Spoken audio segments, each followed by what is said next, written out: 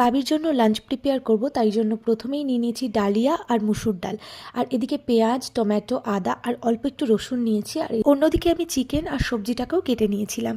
আর প্রথমেই কড়াইটা গরম করে তার মধ্যে আমি দিয়ে দিলাম একটু পরিমাণে ঘি। আমার কাছে বাটার ছিল না, তাই আমি ঘি দিয়েছি। ঘি গরম হওয়ার পর আমি ফোড়নে জিরে দিয়েছিলাম, আর তারপর কিউব করা চিকেনের পিসগুলো ভেজে নিলাম। ভালো করে নাড়াচাড়া করার পর পেঁয়াজ, রসুন, আদা, টমেটোর যে পেস্টটা ছিল সেটা কিন্তু আমি দিয়ে ভালো করে একটু কষিয়ে নেব। ততক্ষণ পর্যন্ত কষিয়ে নেব যতক্ষণ না কাঁচা গন্ধটা মশলা থেকে চলে যাচ্ছে।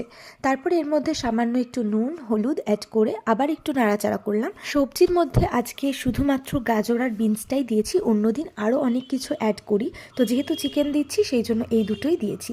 সবজিগুলো অ্যাড করার পর চিকেনের সাথে ভালো করে ভেজে নেব, আর তারপর একটু গরম জল আমি অ্যাড করে ফুটিয়ে নেব। ডালিয়া আর ডালটা অ্যাড করে দিলাম, তারপর আমি একটু প্রেশার কুক করে নেব। ওই 4-5টা হুইসেল দিলেই আমার বাবির লাঞ্চ কিন্তু একদম রেডি।